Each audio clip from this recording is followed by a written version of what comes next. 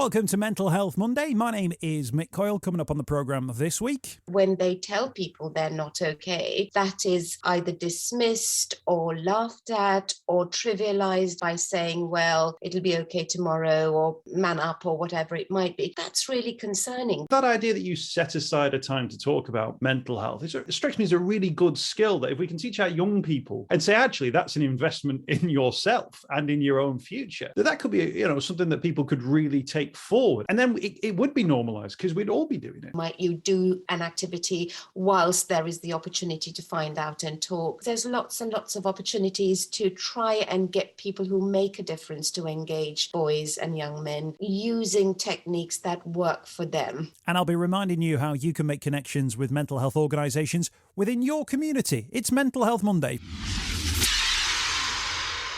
Back with another podcast. Welcome to the programme. It's Mental Health Monday with me, Mick Coyle. Fascinating show once again this week. And once again, I'm taking a look at the results of a survey, a new survey. This one features the experiences of young men, often a group very difficult to reach in terms of mental health services. And of course, a group of men who've got varied experiences across the ages of 14 to 21 years of age. This week, we're teaming up with the charity STEM4 to bring you the findings of this survey. They put together some work on this and offers a real insight in ways which surprised me.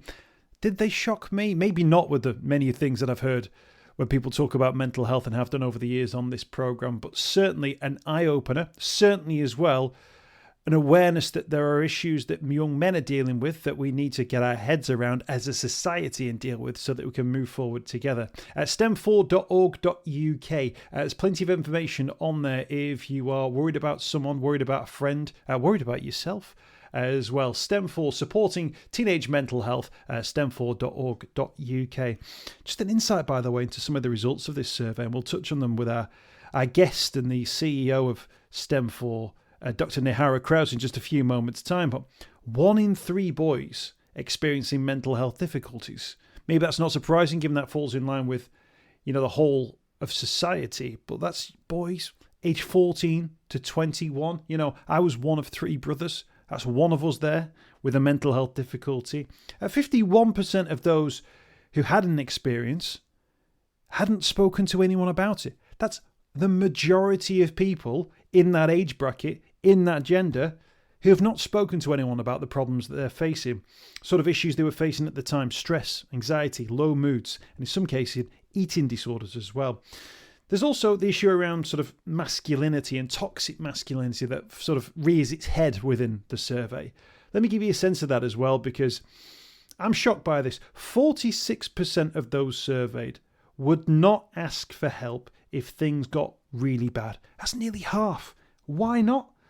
36% said they didn't have the courage.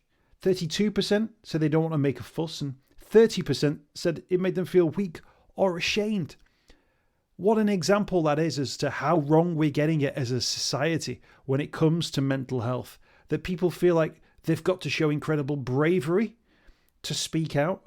That people feel like they're making a fuss if they do speak out. Or that people feel weak or ashamed for speaking out. It should just be absolutely normal. If you stub your toe, you might walk it off and think, well, it's okay. But if it's still bruised a week later, you're probably going to have to go, I need to speak to someone about that. That might be a first aider. It might be a trip to the A&E. It might be a trip to the doctors. But you go get it sorted. You've got a generation there of young men growing up who are thinking, well, I'm afraid to speak out. I'm ashamed to speak out. I feel weak if I do speak out. We've got to get that absolutely right. Really interesting insight. Dr Nihara Krause is a consultant clinical psychologist. She's also the CEO of STEM4. She joins me on the programme this week to talk through these issues, which shine a real light onto the problems that young men are facing. Yes, absolutely. So I think that we have progressed a long way in terms of identifying the fact that mental ill health affects all, that it has the same degree of importance as physical health, and that young people need focus because their presentations are different. And yet, if you can do something early, it makes such a difference. So it is particularly concerning in a culture where, people are talking about it's okay not to be okay, that if boys and young men are saying to us that when they tell people or show people they're not okay, that is either dismissed or laughed at or trivialized in some way by saying, well, it'll be okay tomorrow, or, pull your socks up, or man up, or whatever it might be. That's really concerning because we're giving a very unhelpful message to young people, particularly young men. And actually, of those, who you surveyed, I think this survey has really shone a light on this as an issue. 46% of those young people asked between the ages of 14 and 21 would not ask for help if things got really bad, citing, around a third each of this one. They either didn't have the courage, they didn't want to make a fuss, or they thought they would be perceived as weak or ashamed. And that speaks, doesn't it, of a society that we've created whereby people feel like they can't ask for help or they shouldn't ask for help because there's an expectation that this should be something that they should have the capability to deal with. We know that that's not the case, though.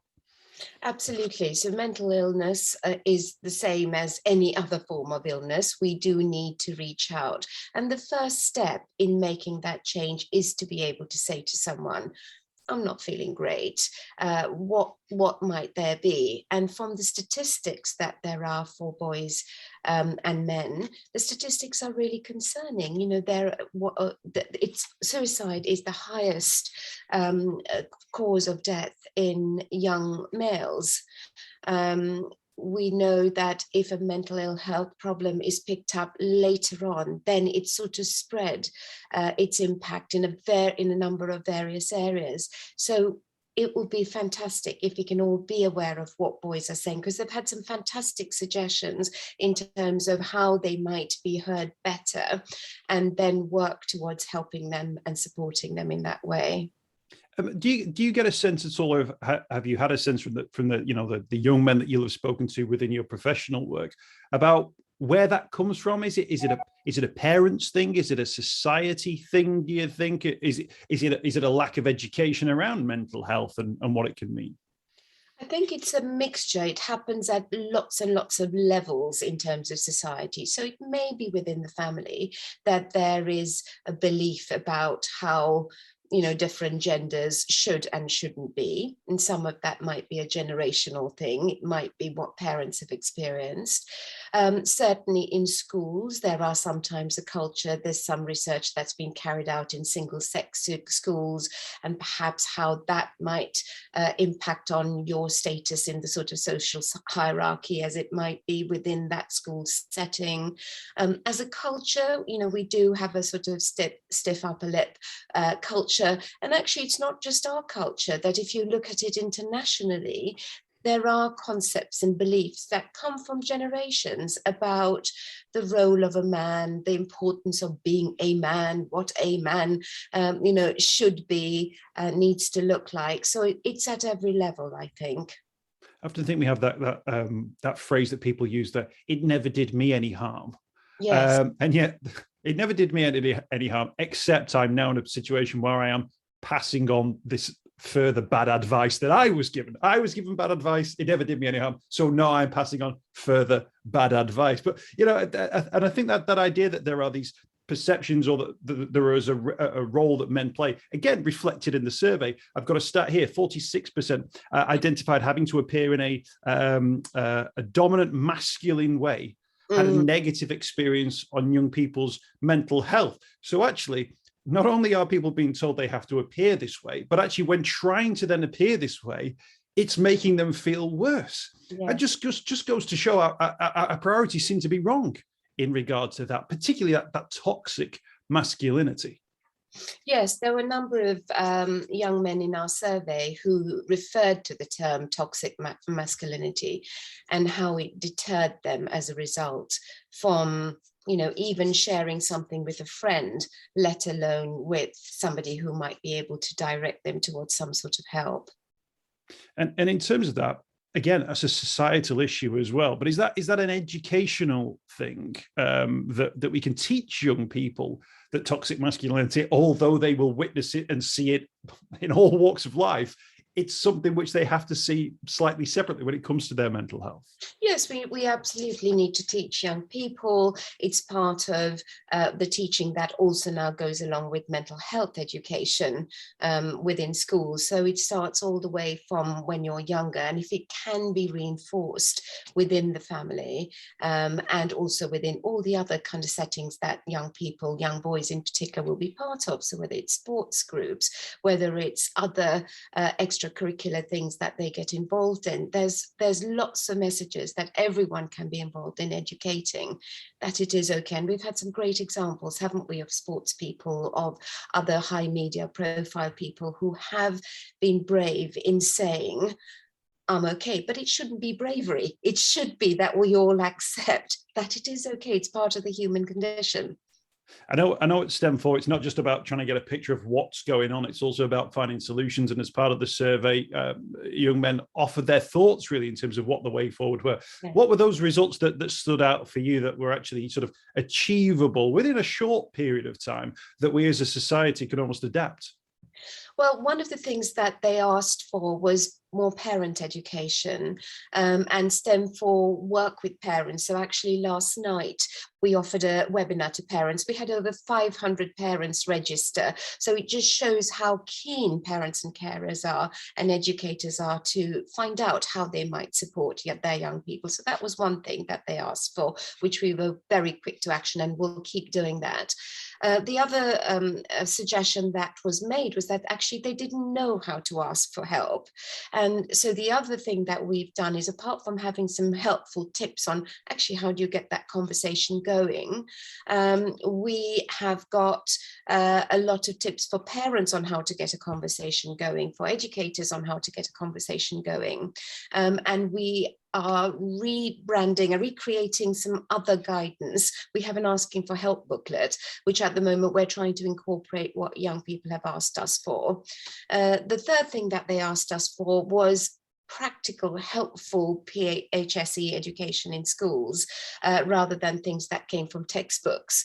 And STEM 4 have got a very comprehensive PHSE program, which consists of really cool videos, and the voiceover is a man, and we kind of consulted a whole load of boys and young men, alongside girls, of course, and young women when we created these. So that again could be something that would be helpful and valuable to young people. We have a range of mental health apps, and whilst we know in general, if you look at the statistics, young boys and men don't tend to access help of that sort. They will go online, but they don't tend to use digital as much as perhaps they could do. So that might be another option that they could look for. And because we work with health professionals, there were some amazing suggestions. So what they were saying is that when they were referred for a health professional, often they didn't feel heard by a health professional, and that's so unhelpful. So we want to work more with, doctors, school nurses, etc., in terms of getting them to start to think a little bit about how boys might present, because they might present with more physical health problems when actually there's an underlying mental ill health issue instead. And then there was a great suggestion, and if we could have the finance to do this, it would be amazing. But they said, why can't we have regular mental health checkups? So it was a bit like going to the dentist. And actually, if we did incorporate that, then, there is no stigma, is there? We all then have a general MOT in the way we do our cars. We have a health MOT and a mental health MOT. I thought that was a fantastic suggestion. And they also wanted safe places for help, and they wanted one-to-one help rather than group support. And again, from a health provider perspective, that's really useful, because for some reason people tend to offer boys and men more group help, and if they want one-to-one, then we need to find that for them. I remember I grew up watching sort of American TV shows, and often you'd have like the character would just go, "Oh, I've got a session with my therapist." In the same way they'd say, "Oh, I'm going on a date," or "I'm going for a coffee." I always struck me as a very strange thing that someone would talk about. They're going to see a therapist, but that idea that those mental health checkups are there, that you have a moment in time, and it's once a week where your sole focus is how are you feeling, how are you getting on. We don't. Our lives are so busy now that we almost don't give ourselves that moment. And if we do give ourselves that moment, it has to be forced. No, you have to make that time. Otherwise, something else will happen, and it'll be the homework or the kids' homework. It'll be unloading, loading the dishwasher, picking up, dropping off, going to work, and all of those things as well. But that idea that you set aside a time to talk about mental health it strikes me as a really good skill that if we can teach our young people that and say actually that's an investment in yourself and in your own future, that could be something that people could really take forward, and then it would be normalized because we'd all be doing it. Well, absolutely. And I think post-pandemic, it's even more important, isn't it? Because I think our work-life balance has shifted considerably with home working. There's extended hours of working. There's a collapse in terms of roles that people have. And a number of people are quite exhausted. They are quite burnt out by all of the different new roles they've had to juggle with. So to try and create that moment is I think, a really helpful thing to do.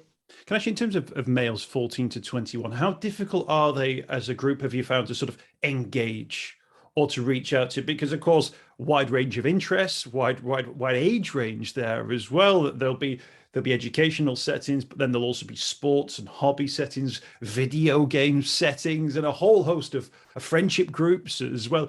Is it a tough group to make a connection with? It is a very tough group to make a connection with. Partly because it's talking is not easy for anyone, but it's particularly difficult for that age group. Of course, there are individuals within it who absolutely take to it and it is their thing, but in general, it is quite difficult. So you need to find what works for that young person. So if it's not talking, is it doing? And might you do an activity whilst there is the opportunity to find out and talk? A lot of young males tell us that people who they admire have huge influence on them. So they are very happy to, follow their most favorite YouTuber, for example. And if they say to them, well, look, I've kind of had a bit of a mental health issue and I take an hour out a day or half an hour out a day to do something, they are really much more persuaded to do that. In the same way as if they have a sports coach who they admire, who says to them, yeah, we're all going to start off with having 10 minutes of just kind of calming before, or thinking a little bit about how we deal with failing in a particular sport that we might play. So all of those things, there's lots and lots of opportunities to try and get people who make a difference to engage boys and young men using techniques that work for them. And in terms of the survey results, it shows how widespread the issue.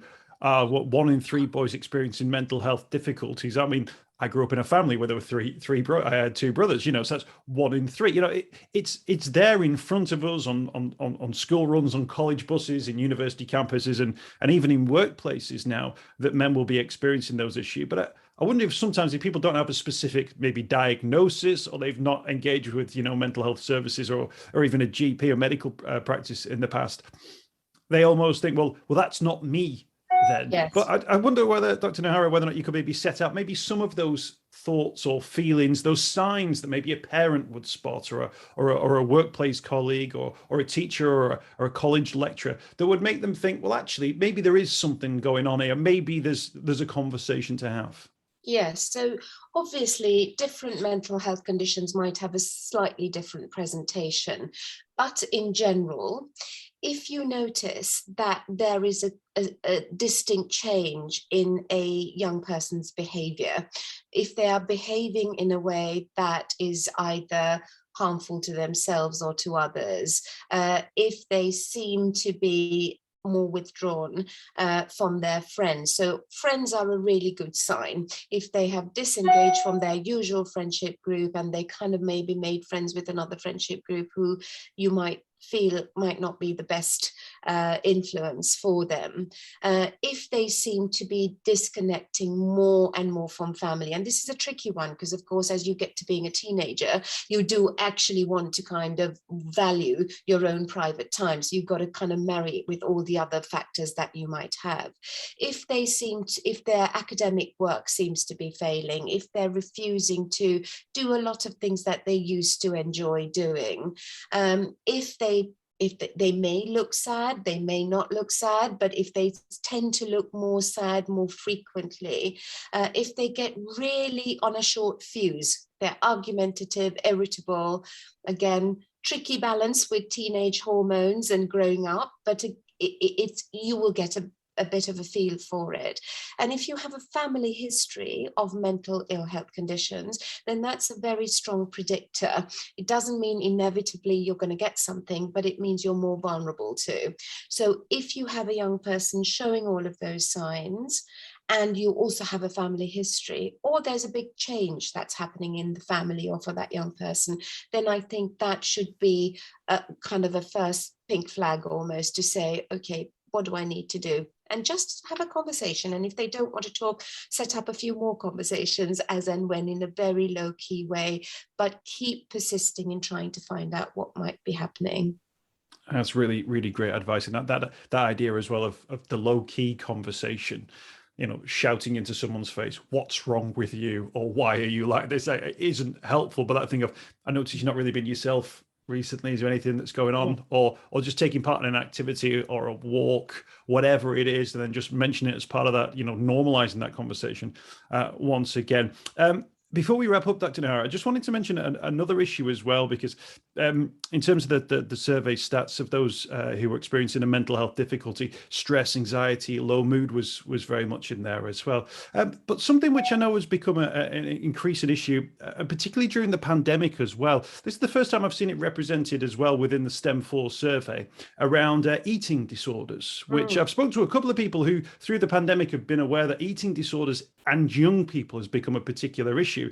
11%, 1 in 10 of those reports were boys who were aware of an eating disorder, which strikes me as a relatively high number. When we talk about stigma or lack of education, I think young men with eating disorders is right up there, isn't it, in terms of misunderstanding, lack of knowledge. And I wondered if that maybe stood out to you as an issue. You've probably been long aware of it as an issue in terms of the work you've done. I'm really pleased that you raised it, because eating disorders in males has really been underrepresented. So prior to the pandemic, about 75% of young people in clinical services were female. Post the pandemic, all figures for eating disorders has escalated, but boys in particular have risen sevenfold. And that's not specifically only related to the pandemic, but it's because eating disorders have been present for boys and young men, and there hasn't been as much of a focus. It's a really embarrassing thing for boys and men to come forward and say that they have an eating disorder, because it's sort of slightly seen as, oh, this is something that belongs in the kind of feminine domain rather than masculine.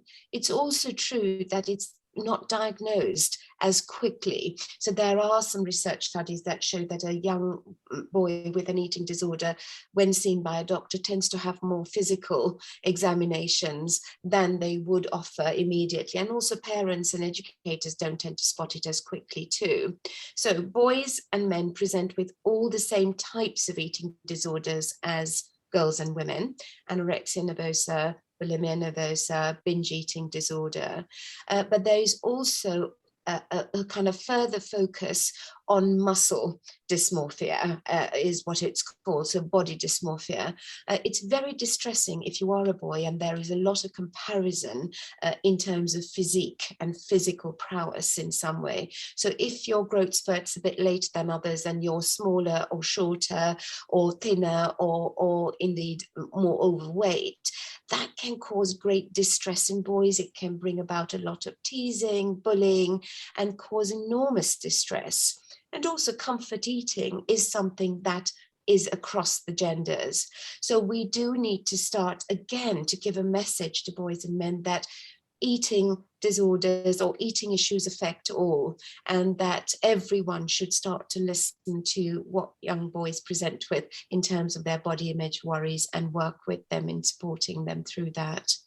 A sevenfold increase is huge. So pre-pandemic, 75% female to male. What are we looking at now? Does that change that ratio? Yes, it does change the ratio. I think the problem is clinical services are absolutely full. They were full prior to the pandemic. So there are many young people, either gender, basically waiting to be accepted onto services. I don't have it off the top of my head, but the prevalence has increased really significantly, and there is great urgency to try and focus on the early intervention piece for young people with eating disorders, particularly because eating disorders have such high physical impact. And I don't know whether the statistic is known or not, but eating disorders has the highest mortality rate of any mental ill health condition. So we absolutely need to be able to have that focus and provide help as soon as we can. Absolutely. Well, I'm thank you for that. That was a new piece of information that I hadn't heard, Dr. Nihara. So thank you for bringing us that, because I think it's certainly something. And as those numbers work their way into the system, I think we'll get a much greater understanding of how widespread and prevalent that is. But a sevenfold increase, absolutely huge. People can find out more about the fantastic sort of resources available from STEM4. If they type STEM4, number 4, that is, into a search engine, first thing that comes up. There's so much on there in regard to various different things. The survey results are on there too, and hopefully we've given people a sense of where people are at. So Dr. Nihara Krause, consultant clinical psychologist and CEO of STEM4, thank you for your time, and thanks for joining us on Mental Health Monday. Thank you very much indeed. I hope you've enjoyed this week's podcast. Thanks for checking out Mental Health Monday. My name is Mick Coyle. You can find me on Twitter at Mr. Mick Coyle. You can also find me, Mick Coyle, on Facebook as well. Don't forget, if you want to speak to somebody about your mental health, you can do so. The Samaritans, free to call on 116 123. You can find mental health services where you are. Just look for the Hub of Hope. Type in your postcode. It'll find those mental health services close to you. And for support in a crisis, you can text SHOUT to 85258. That's if you're experiencing a personal crisis, you're unable to cope and need support.